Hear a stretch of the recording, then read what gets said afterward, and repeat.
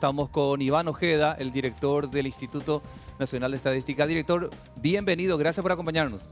Muy buenos días, estimado Diego. Un gusto saludar a Benito y a esa gran audiencia que siempre sigue este prestigioso programa. Si bien ya vimos las redes sociales, incluso del INE, que nosotros vamos a compartir sus propias gráficas, director, ¿vos podrías confirmarnos aquí, verbalizando por supuesto, cuánto con este gobierno es el número que se redujo en pobreza y pobreza extrema?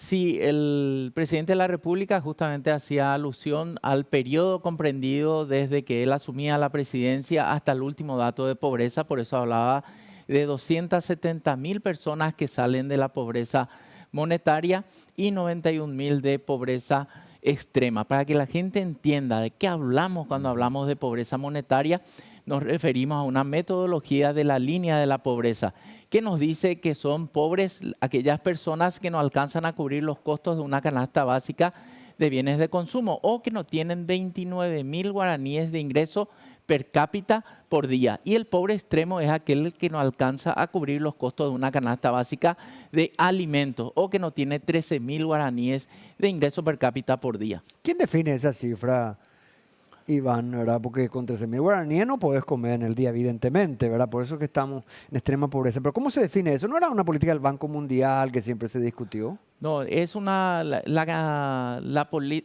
pobreza monetaria, ¿verdad? Se mide en base a la metodología denominada línea de la pobreza, en donde se define la canasta en primer término. ¿De dónde sale esa canasta? Sale de una encuesta de presupuesto familiar ya realizada hace unos cuantos años. Se construyó esa canasta que es la canasta básica del pobre, digamos, es una canasta bien básica, por eso el término básico, ¿verdad?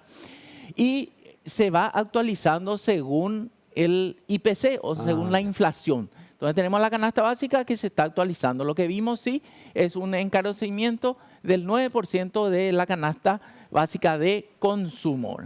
A ver, director, sé que es el INE el encargado de hacer este tipo de trabajo como institución oficial, pero ¿podés detallarnos cuáles fueron los 5 indicadores, si no hay más, por lo menos 5, que se tuvieron en cuenta para decir este grupo de paraguayos salió de la pobreza? Bueno, los factores que llevan a la reducción de la pobreza son varios, son muchos, ¿verdad? Sí. Por un lado, el buen comportamiento de la economía paraguaya, ya esto veíamos también en una mayor dinámica del mercado laboral, en la última publicación también del INE, en donde en el periodo del presidente también cerca de 96.000, casi 100.000 nuevos ocupados o empleados se logró concretar. También ayuda a mitigar el efecto de la pobreza, los planes que tiene el gobierno nacional. Nosotros podemos medir también el impacto de Tecoponá, del alimento escolar o hambre cero y también, por supuesto, del subsidio a adultos mayores que ayudan a mitigar. Otro de los factores también que ayudan a mitigar la pobreza son, digamos, la ausencia de shock económico, de shock climático, ¿verdad? Si no tuvimos mucha sequía, si no tuvimos muchas inundaciones, eso también contribuye, digamos, a la agricultura familiar de autoconsumo, ¿verdad? Que muchas veces también es un factor que ayuda a mitigar a la pobreza. Entonces, básicamente, en términos sencillos, lo que buscamos medir acá es cómo se comportó el ingreso de las personas, si ese ingreso fue superior a la inflación y si ese ingreso en qué medida le ayudó, digamos, a cubrir los costos de una canasta básica de alimentos o de bienes de consumo. Estamos hablando, Diego, Sí. acá antes también de la importancia del subsidio, muy discutido ideológicamente, no hay que darle el pescado, sino el anzuelo, todo eso, ¿verdad? Pero vemos la importancia de estos 3 planes, ¿verdad? Eso no significa que hay que mantenerlos porque son planes alternativos, ¿verdad? Del día a día. Iván, ¿puedes desglosar un poquito la importancia que tuvieron estos programas, Tecoponá, adultos mayores y hambre cero, en la reducción de la pobreza? Con mucho gusto, Benito. Así como decís, son planes que buscan mitigar a la pobreza y es importante señalar que el Instituto Nacional de Estadística no trabaja solo en esta tarea de medir y analizar a la pobreza. Trabajamos en un comité de pobreza ampliado, integrado por cerca de 15 instituciones públicas, formuladoras, implementadoras de políticas públicas, organismos multilaterales como el Banco Mundial también, que analiza con nosotros la coyuntura del país, y por supuesto investigadores independientes de nuestro medio.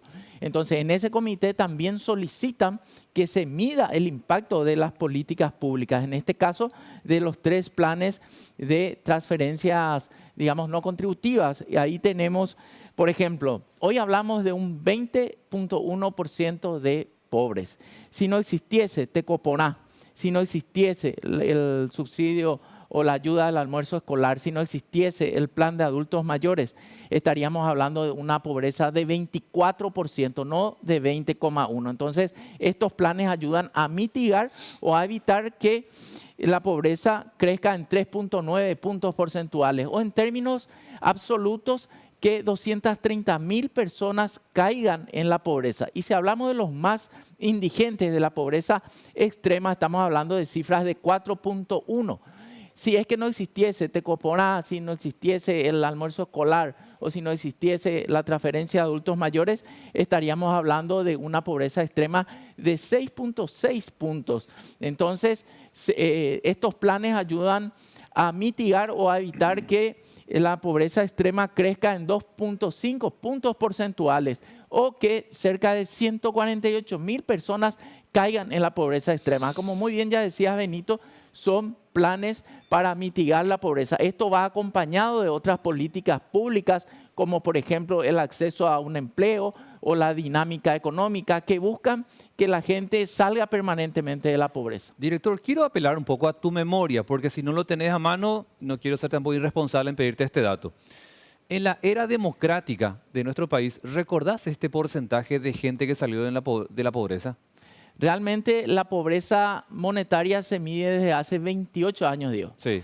Y la cifra de 20 de pobreza, 20.1 de pobres, nunca se registró en el Paraguay. Estamos hablando de la cifra más baja. Acá es importante hacer la salvedad de que también es siempre la misma metodología con la cual vamos midiendo, pero esta medición va mejorando.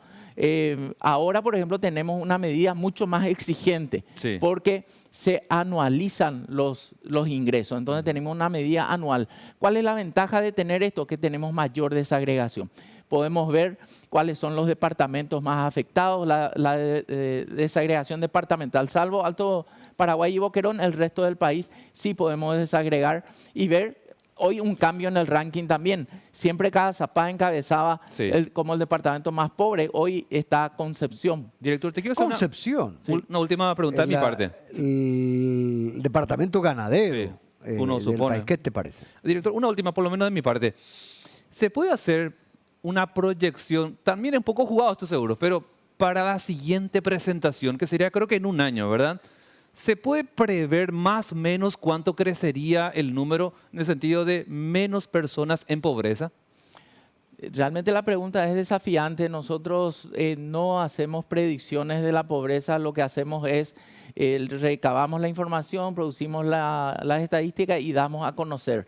Pero en una coyuntura en donde no exista shock económico, o sea, no haya mucha inundación, no haya mucha sequía, de que la inflación se pueda contener en estos niveles, de que el ingreso también pueda ir elevándose, siempre se pueden esperar mejores números, Diego. Ya. Yo recuerdo al presidente Ricardo Lagos, en una exposición había dicho, bajamos, ¿verdad? Y después nos quedamos con ese 5 o 7%, que es muy difícil después apuntar. Sí. Pero sí, nosotros, Iván, seguimos con esta línea. ¿Te acordás hace 20, a más de 20 cuando estuvimos? Cerca de los 40, ¿verdad? Sí. En el 2002 estamos en torno al 57%. 57%. Si seguimos esta tendencia, nosotros en los próximos 5 o 10 años podríamos llegar a 5% de pobreza. ¿Qué tiene que haber para que no suceda esto si seguimos en el mismo ritmo? Bueno, realmente los países, hay un axioma de políticas públicas que dice que cuando los países llegamos a 5% de pobreza extrema, cuesta ya Ya. mucho la reducción porque es un grupo reducido, muy focalizado. Pero nosotros encaminándonos así, Sí. podemos llegar a reducir la pobreza a menos del 10%. Claro, hoy ya estamos en 4.1 de pobres extremos, estamos en un 20% y por supuesto que 20%, podemos digo. reducir siempre y cuando los indicadores económicos se mantengan en esta línea y estos planes también puedan ser sostenibles en el tiempo, Benito. Bueno, esperemos que este dato siempre termine impactando positivamente en nuestra economía. Director, gracias por el tiempo. Creo que nos parecía sumamente importante conocer estos datos, pero de la fuente misma, que en este caso es el director del INE. Gracias, director, por acompañarnos. Gracias, Diego. Gracias, Benito. Un saludo a toda la audiencia. Que tengan una excelente semana. Muchas Bueno, gracias. lo que daba a conocer el propio presidente de la República